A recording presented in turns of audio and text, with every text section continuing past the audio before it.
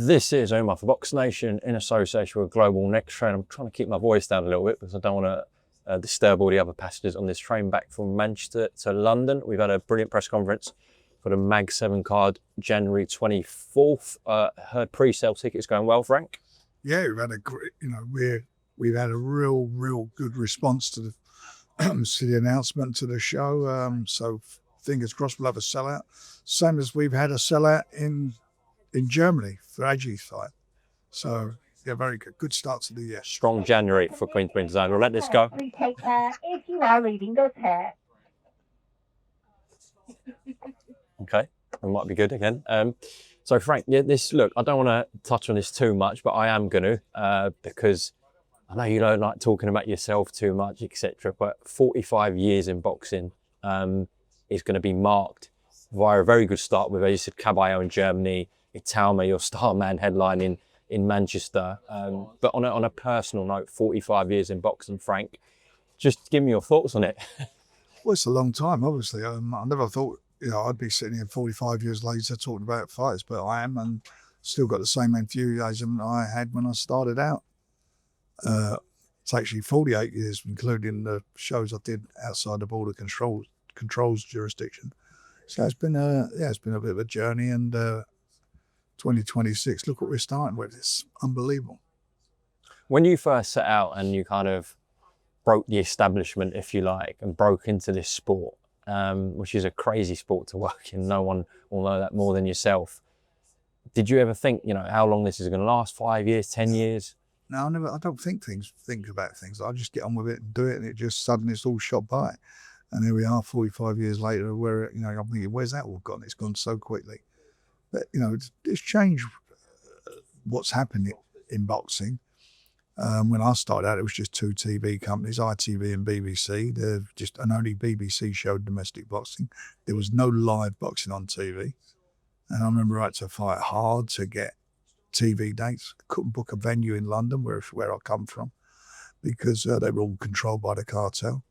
So I had to be creative. I was putting shows on in hotel ballrooms, in a tent, big circus tents and things like that, just to get rolling.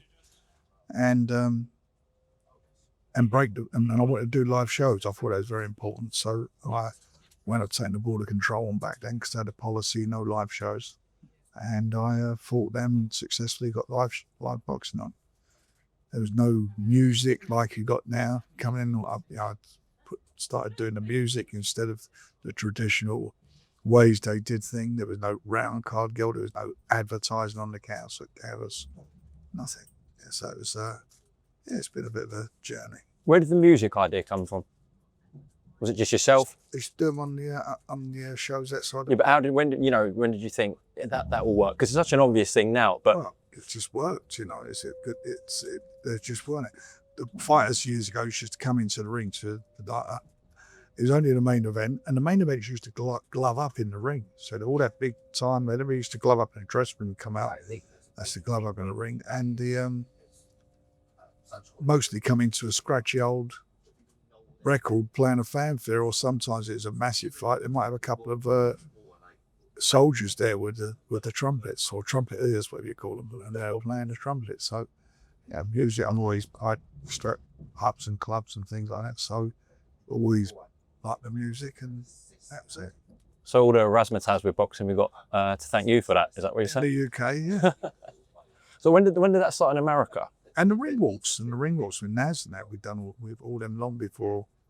Anyway, on America, I think they used to have a couple of guys there, but it weren't like we did it, and we didn't have they certainly didn't have the ring entrances that we did. And we've got the best fans in the world. So. Yeah, without that. Frank, just to take it back this weekend before we get on to Mag 7, etc. Just want to touch on the event that we were at on Friday night, the 20th anniversary of the DEBRA fight night, which is a brilliant night, and obviously for a great cause, raising awareness and raising funds. So yeah, how was that 20th anniversary fight night for you? And have you raised a lot of funds? Yeah, I think up to now they're hitting nearly 400 grand. So it's a great sum of money, especially in these tough times that everyone's living in. And it obviously has a high profile as an event. We keep raising the profile. Graham Souness is also a vice president, same as myself, and since he's become involved, he's done, like, you know, his team swung the channel, and he's got another event, another channel thing coming up. So, you know, between all of us, we bang the drum for the charity because it's an unbelievable charity. You've seen it. You've seen some of the youngsters there who suffer from it, and the families, and the effect it has on his families, and how brave all of them are. And it's a privilege to be able to do something in their way to help. Yeah, I said to you on the night, I wasn't too aware of it. It was quite heartbreaking listening to some of the stories and the speeches that were being set up there. Yeah, we want to get them up on the channel so that people can see them and hear it. Yeah, that was a very sort of moving time when they were talking about exactly how it affects, as you said, not only the person who's got it, but everyone else. Yeah, it's, you know, you imagine having a baby's born, you're not allowed to, you can't hold your baby because the skin condition is that can blister, bleed. Some of these poor kids, they get it in their mouth, so they can't even swallow. It's just awful, just an awful thing. And the bandaging, the time it takes to bandage and, you know, put the creams and that on, it can take up to 3, 4, 5 hours a day, depending on how severe it is. And it's just awful for the whole family. It affects everyone, you know, besides the poor kids who get it. Well, so well done to everyone involved with DEBRA, of course, yourself and everyone who puts in, and, you know, hopefully that cause keeps on going and gets stronger and stronger. And credit to the fighters. Some of your fighters are on the bill, of course, who played a role in that, like Mason-Noakes and Frank Wood, etc. Yeah, all done great. Done great. Good for them. And then yesterday, the Southern Area Awards, British Boxing Board of Control. Yourself, Moses, picking up awards. So, end of a good weekend there. Yeah, it was not bad. I mean, it's good to see some of the old faces, some of the old fighters. Naz come up, Naz presented it, so it was great that, you know, that Naz was there, and Alicia, his wife, and boys. You know, they've got really nice kids he's got, and I really did really appreciate that, and seeing some of the, you know, the fighters that I've promoted over the years, and, you know, I haven't seen for a long time. It's a good time, you know, to get together. I don't get along to many of those now. I used to go to them quite a bit, but I was pleased I went yesterday. God, some journey you had with Naz, eh? Yeah, that was good fun. We had a bit of stress as well. No, I never got stressed. No? It was a pleasure. I enjoyed it. It was good fun. You know, and he got it. He got what he was trying to do with the music and everything. I mean, you asked us, we worked together, get all these entrances done. A lot of effort went into that back then. I guess there won't be ever another Naz, right? No, not that. He was the one-off. Oh, maybe it's him calling you. Go on. Well, listen, he was a one-off, and we are all hoping, actually expecting in his own way, Moses Itauma to be a one-off, because I kind of compare it to when Wayne Rooney first burst on the scene as a teenager and was creating headlines everywhere. He was just a maverick in what he was doing. He now goes in against Jermaine Franklin on DAZN January 24th at the Co-op in Manchester. And he said it himself, this is being viewed as the perfect next step for Moses Itauma. But he's a step up with Jermaine Franklin. Of course he is. He's had 27 fights, Jermaine. He's only lost 2. And that was to AJ, who was 2-time world champion, Olympic gold medalist, and he went the distance with him. The next one he lost was, or one after that was Dillian White. Close fight. And that was Dillian, Dillian was obviously much younger then, and it was a close fight. Some people thought he might have nicked it, but that's his only losses. All the rest of them, he's beat them, so he's never been stopped. And this is going to be a big step up for Moses. Moses hadn't had any senior bouts. This year he's had 3 minutes in the ring. That's all he's had in the ring. Yeah, a good answer, I thought, from Jermaine. Dev asked him, look, are you going to test Moses' chin? And Jermaine said, I'm going to test everything about him, which is what we want, right? That's what you want. No, but even as you want to check things, right? No, it's check things. But look, there is any big puncher who I've been involved with in boxing who hasn't had to, who's had a fight where suddenly somebody he's not called more, he's not knocked them out, they've gone the distance, and find out about them. You know, if they got a plan B, a plan C, and hopefully, and I believe he has in Moses. And what people forget, he's say 20 years of age and no amateur, no senior bouts as an amateur. He's gone from fighting boys to fighting men straight off. That's what he's done. And he's, and you look at how many heavyweights at his age are turned pro. Not a lot. And the quality of the opposition that he's fought at a young age. Yeah, what he did to Dempsey McKean, Dillian White, Mike Balogun. Yeah. So you got to look at him and think he's a bit of a, he's a handful for anyone. So how are you viewing this? In an ideal world, Moses goes 8 rounds and stops him, or do you want to get him out early? Like, how do you view this? Get him out. But before he goes to championship level, surely, Frank, you want him to have some rounds at a good level. I think he's been in the gym. He trains hard. He works hard. If he hasn't got an injury, what are you going to do? He ain't got an injury. You'll find out. We will find out where he's got an injury. That's going to happen. But in the meantime, just keep doing what he's doing. Just go out there and keep showing what he's all about. And next year, if he comes through this fight, how I hope he'll come through, I believe he'll fight for a world title. That's where you're at with it, yeah? Yeah. Provided he comes through this fight. Jermaine's, he fancies this. Let me ask you a bit of an interesting question. Your guys, Ajit and Moses, both headlining these cards in January. Do you think they'll both fight for a world title in 2026? Well, if he doesn't vacate his belts, he'll only fight twice in a year. So whatever the next one in is the WBO, I'm not sure what the one is after that. That'd be his 2 fights. If he fights, he won't fight more than twice in a year. Oleksandr, he won't do that. He won't do that. And, he may vacate them all. I'll come on to Usyk and Wardley in a bit, but let's just go through the rest of the bill. A fight that I'm really excited about is that light heavyweight clash between Willie Hutchinson and Ezra Taylor. That's got a fight written all over it, isn't it? It's a good fight, yeah. I'm looking forward to that one. I'm looking forward to that myself. I like Willie. He's a bit crazy. I love him, and also I like Ezra. They're both Queensbury fighters, and I'm really looking forward to it. It's going to be a good fight. Yeah, certainly. That is a fantastic light heavyweight fight. It's a cracking deal. But in terms of obviously that fight and the division with the light heavyweights, it's very exciting in this country. Yeah. Well, we're making it exciting. Yeah. Okay. Another fight that's really caught my attention is Liam Davis and Zach Miller. What was said between the head-to-head there? Oh, I was a bit surprised by that. It was they were quiet.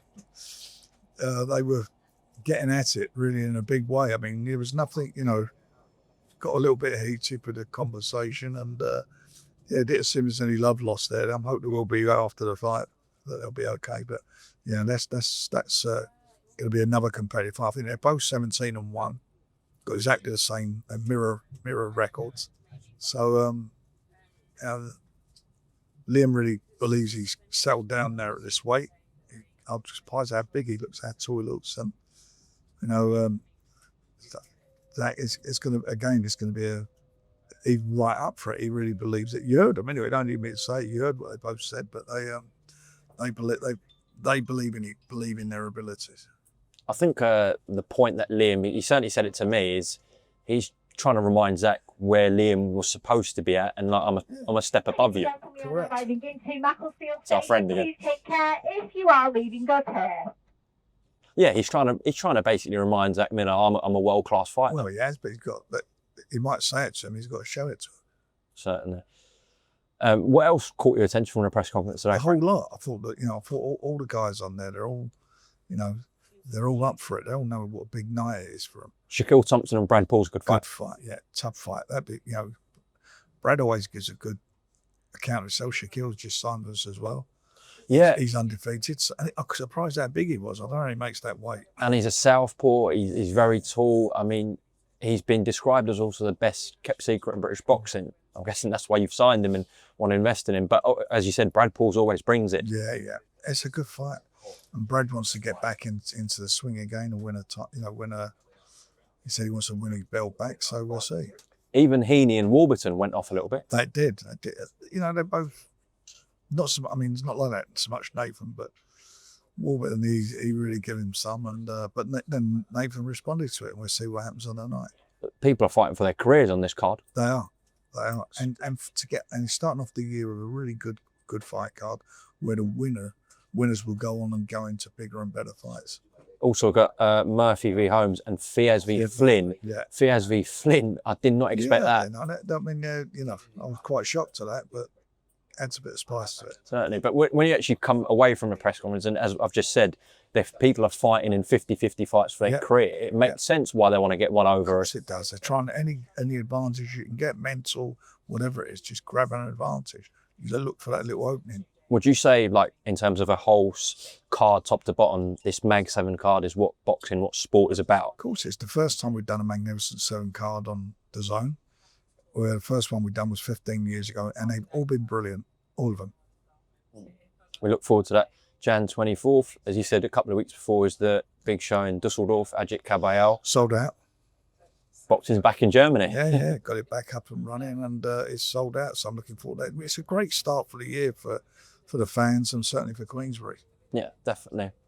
Frank, just to get up to speed with some current affairs, so as we're on to the way to the press conference today, it was announced that Jake Paul will take on Anthony Joshua. We expected it. I mean, how do you view this? Is it an easy night's work for AJ? Well, on paper, everybody's going to say that he's a big favourite. He's the 2-time world champion. He's a natural heavyweight. He's a big guy. I understand there's a weight clause, so he's going to have to be at least a stone heavier than he was for his last fight. If that's what I'm hearing is true. But it's, you know, for Jake, who's a brilliant promoter, great showman, good promoter. And is he the best self-promoter in the game? Right? He's monetized what his previous profession was, which was being a YouTuber, and he's done it brilliantly well. But he trains as a professional fighter. He's a licensed boxer now. Obviously, the early days, the celebrity opposition weren't so good, but then again, he's got no amateur experience, and now he's people have said, when you're going to fight someone, well, Jesus, I mean, talk about going from one extreme to the other. He's really up there now, and he's fighting, as I say, a 2-time world champion, natural weight, heavyweight. He's gonna have his hands full. He's gonna be a big underdog, a big underdog. But you know what? People watch it because they think it's a car crash. So we're talking about, you know, a top heavyweight, one of the best heavyweights in recent times in Anthony Joshua, a dangerous man going in against still a novice cruiserweight. Should that even be sanctioned? Is it safe? It's going to be sanctioned, isn't it? They're all announced. Should it be? Should it be? Well, if they're both fitting well, and he's, I mean, if his name wasn't Jake Paul, would that be? Is it dangerous? This is dangerous. This fight, right? It's a dangerous fight. Of course, it's all, you know, it's a dangerous fight. But I'm not here to be there selling their show. I've got no interest in the fighters from that perspective. I just think that he is a licensed boxer. He trains. He knows what he's getting involved with. He's not an idiot, and he knows what he's going to be up against. But he must believe in himself to do it. How do you think he'll do on Netflix? He'll do big business. Good evening, everyone. Welcome to Country. Sure, We have just joined us at Macclesfield, only the Banbury West Coast Service, 2 London Euston. Calling now at Stoke-on-Tyne, Newtown to Stoke at 16:52, then on to Rugby, 17:33, Milton Keynes Central at 17:53, and our final Such entertaining content for the people, this. at 18:27. Thank you. I didn't hear that. Can you say again? I can't. Please don't. So, I mean, you imagine in a. Do you want some, Frank? Yeah, I do. I'm starving. What are you helping yourself to? What's that? Pretty short, right? So sorry, but What is this? Oh, I was sure. Cheers. Thank you very much. Thank you. Oh, Travel fare course, first class staff. good plug for them. Go on, mate. So Jake Paul, I mean, you'd imagine Anthony Joshua goes and knocks him out. What, apart from a load of money for Jake Paul, what does he get out of this? Do you think he goes on and look, Jake Paul? Oh, I mean, he's a big underdog. If he did what everybody thinks is the impossible, then he'd be fired. I can't see him beat. I really can't see it myself. But if he does it, it's fine. But he's doing what everybody's been asking him to do, fight someone. Do you think there will be a little bit of pressure on AJ? Even if there's a moment where he gets He's clicked. going to go in there very confident, and for him, it'd be the weight issue. Yes, £245. But I shouldn't think that, mate. On to that. What, you think he'll be okay there at 245? Well, listen, if people sign up to fights, it's like this thing that just went this weekend, all this nonsense about Chris Eubank. People sign up for fights. They have a manager, they have a promoter, they have a trainer. Then if you don't think you can do it or it's going to make you disadvantaged, then don't do it. Don't cry about it afterwards. Don't do it. No one forces you to do it. You're only doing it for one thing. You're doing it for the money. And by the way, that thing that with Chris Jr. is a nonsense anyway. The IBF have weight stipulations, how much you can be overweight. £7 rehydration pills. Yeah. What did you make of the main event on Saturday? I thought it was pretty average, to say the least. I thought, looking from the first one, which was quite exciting, I thought that, and that's because of Conor, obviously, sort of throwing everything, caution to the wind. But this time round, he was composed. He got his act together, and he outboxed him. And the jab was a great weapon for him. And he got caught. I only gave him one round. He didn't get into it. But then I've never been a big fan of his anyway. You know that. I'm not saying that for any reason. Really? No, but what I mean by that, I've always, he's 36. He's not some kid. He's 36. He's a 36-year-old man. And every time he steps up, he's not delivered. He's still referred to as next generation, though. So am I. Do you think if that had gone on, if the bell wasn't going to come, if that had gone another 20, 30 seconds, he would have got stopped? Maybe a couple of those shots. Certainly, one of the shots was on the back. I'm not saying it was a foul shot, but he hit on the back and he got up quickly. But he was tired. He was. It reminded me a bit with his dad when his dad fought Steve Collins. Although he had a bit more than the son, it was like Steve put the pressure on him.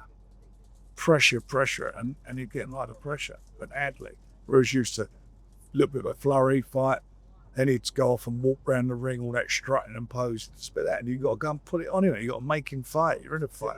Make him fight 3 minutes of every round. And that's what Conor did. Well, it's funny you said that. He actually did that before the fight over Conor Benn, and Nigel told him to do one, basically. Senior basically did his strutting thing before, when they were in the ring. And 50 Cent was rapping, and he kind of went over to Conor right in the corner and tried to impose himself on him. Really? Senior and Nigel and Eddie. Yeah. Basically. Good for it. I didn't see that. Who was the better fighter out of Nigel and Senior? I thought Nigel won the last fight. I think Nigel fought better opposition for quite a while than he did. Then obviously went good. Chris he left Matchroom and came with us. And for my guys, a bit like what we're doing today, we have the fighters, and he came with us, and I made him a fight. He fought Steve Collins. I won the purse bid for that Steve Collins fight. Steve, as I just said, done a job on him. Cole Thompson fought twice, who won the fight. Joe Calzaghe, who had him on the floor in the first round. And it was Joe was a baby then; he was a kid. When I was it, and what was the other one? He fought what was his name? A young Irish fighter, and I thought he was lucky to get that. So his record with me weren't very good. I think he lost 4 with me. What about in terms of Nigel though? Serious fighter, wasn't it? Nigel was a good fighter. Nigel came back. He came back. He started his career with me and finished his career with me, and he was a good fighter. He fought some good quality fighters. What can Conor achieve at welterweight, in your opinion, if he moves back down, which I think he says he wants to? He's got to take some power down with him. If he can do it, if he makes the weight comfortably, I don't know whether he can now or not. Last 2 fights, hasn't it? It's been nearly a year fighting it that way. It was actually heavier than Chris on the weigh-in day. Yeah. So he's got to lose that. And if you think a couple of years out of the ring, and you think the fight, what he didn't fight because of the drug test, it was a weight thing, wasn't it? He was fighting at a higher weight. So I don't know if he makes the weight. Maybe he does, maybe he doesn't. What's he now, 29, 30? The Connor, 28 maybe, I think. Oh, was it? I thought he's holding that one. Whatever, anyway. I guess that kind of kills all prospects of a potential Eubank Shiraz fight, right? Like, it's not going to happen, Unless is it? Connor wants it. No, what does he want to fight him for? That? I mean, God, that's a step backwards. For Hamza, yeah. Step backwards, but it's a guaranteed win, far as I'm concerned. But it is a step back. Yeah, I guess Connor's not going to go up super middleweight. So that's Well, I tell you, they're not stupid. They won't put him in with Hamza. They won't. That's a different ball game altogether. okay. On the undercard, it's a tough night for your guys, Frank, in Echo Essuman and Sam Gilley. I'll start with Echo. Yeah. Good fight with Jack Cattrall. Well, there were two fights that the money that was offered. They, I told them they were told what the purses were, and they wanted the fights, and they were good because the money was put because of that. It's a Ring or Riyadh season fight. There's a bit extra money for them, so they took it. That was their choice. Me, I wouldn't have done either of them. No. Yeah. To be fair to Echo, I mean, at one point, it looked like he was going to recover that fight and win. Yeah, and I hear what you're saying, but this is what it is. What did you think of the ending? Because, not blaming Jack Cattrall at all for this, but obviously I think the referee called break. And he did, and he got clips, and that was it, and it was, not satisfactory. Is he okay? I know he went to hospital, obviously, Echo, with a closed eye. I believe he's, I haven't had a call from him, so I assume he is. Look, he's a good guy, Echo. He's a tough. They can still be in some big fights, right? Yeah. And then Sam Gilley, thoughts on his fight with Davis? I didn't see it, it went down. I lost the signal a couple of times, which was a pain in the arse. All right, cool. Yarde Benavidez this week, and obviously Sam Noakes going against Abdullah Mason. We'll start with Anthony. I mean, he's had 2 cracks at it with Beterbiev and Kovalev, so close both times, especially the Kovalev one.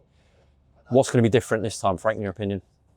Well, he knows this is probably his last chance at a crack at the title. He's in a 30-0 fighter who I think is a future Hall of Famer, a very good fighter. But he can punch, and he gave Beterbiev I think his toughest fight before the unification battle, and I think he'll come to fight, and I think he will give Benavidez a few things to think about. Well, one thing that is guaranteed, for however long it lasts, it will be a fight. Yeah. Oh, you ain't going to go looking for him, is he? He'll be there. Sam Noakes and Abdullah Mason. It's a good fight. Fantastic fight. It's a good fight. It's a cracker of a fight. And I think, and Sam's very underestimated. I like Sam, and I genuinely think he can pull it off. Yeah, look, but this is being billed as sort of the slick American boxer, the UK brawler. But are we overlooking Sam's boxing skills? Sam's got good boxing ability, and he's got a great engine. And he's going to know he's been in a fight. He'll press him as soon as that first bell goes. He'll be all over him. Listen, I know if Sam pulls it off, the happiest man in the world that night will be your son, Francis, because he adores him. He does, and we all do. He's a lovely guy. And Alan and him, Alan, his trainer, they deserve it. So there was no sort of hesitations in taking it at this moment for him? No. And he fancy it. Okay, good. Right, I said I'm going to bring it back to Fabio Wardley. We'll close off with this, but we had the convention a couple of weeks ago at WBO. Have negotiations started for Usyk-Wardley? No, there's been some talks. It'll get put out. The WBO will put it out. I think they'll put it out this week. So there we go. You expect that to be Fabio's next fight? If his next fight, he doesn't vacate. If he vacates, then he won't, and Fabio will be declared champion. The world champion. Yeah. On that note, Frank. But he doesn't want to win it like that. He wants to fight. He wants to fight Oleksandr. Frank, I'll ask you about this as well. Can you make any comment on the Joseph Parker situation? Not really. He's been found. He's been found to have a banned substance in his test. They'll go now to get. Ladies and gentlemen, we are now arriving into Stoke-on-Trent. Please take care. If you are leaving, go ahead. They'll put some. He'll have the opportunity to present his B sample. There'll be a hearing, and he'll have to give an explanation. As simple as that. Simple as that. Frank Warren, thank you very much for your time. Cheers, mate. Mag 7 tickets go on sale When do they go on sale? Wednesday? Wednesdays. Wednesday. Is it Wednesday? Yeah, it's Wednesday. Wednesday. Perfect. Cheers, Frank.